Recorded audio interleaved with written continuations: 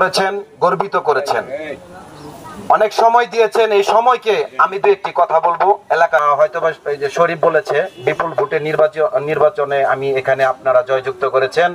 এই এলাকাটাকে রাস্তাঘাট উন্নয়নমূলক কাজের জন্য, নেশাকে দূরে রেখে এই সমাজটাকে সুন্দরভাবে গড়ে তোলার জন্য তারই ধারাবাহিকতায় আপনারা আমাকে সহযোগিতা করতেছেন। আমি ইনশাল্লাহ যথেষ্ট পরিমাণ আপনাদের কাছে আরো সহযোগিতা চাই।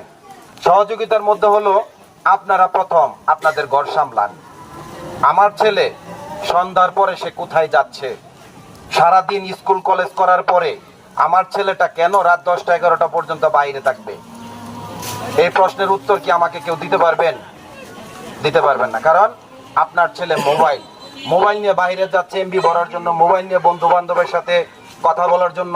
ওই সময়টায় আপনি যদি তাকে বাধাগ্রস্ত করেন, তাহলে আমি মনে হয় এই নেশাকে আমরা নিজেরা এই ঘরে থেকে আমরা দুর্গ করে তুলতে পারবো। আমার ছেলেটা কেন বাইরের 10টার পরে বাইরে যাবে?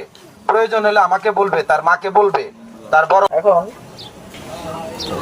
আমি গত মাস যে আমি থানায় জয়েন করার পরে, যারা এখানে সাংবাদিক বন্ধু আছে তারা জানেন, আগে মাদক এখানে যারা সেবন করতো, আমি তো মাদক ধরতেছি, তারপর যারা সেবন করতো তাদের কোনো ব্যবস্থা নেওয়া হতো না। মাদক ব্যবসায় যারা সেবন করে তারা তো পুলিশে ধরতো না। আমি ইতিমধ্যে আমি পুলিশ ধরতেছে, সবগুলো করতে হবে। সহযোগিতা হলো আমি কিন্তু সারা রাত বাইরে থাকি, অনেকে জানেন।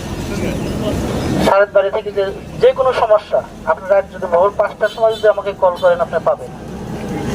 এটা আপনারা জানা নাই অতীতে এখানে কি করছে পুলিশে।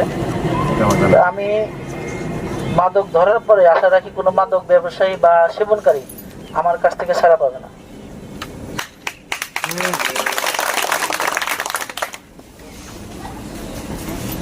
আর আমি যেটা বলতে চাচ্ছি,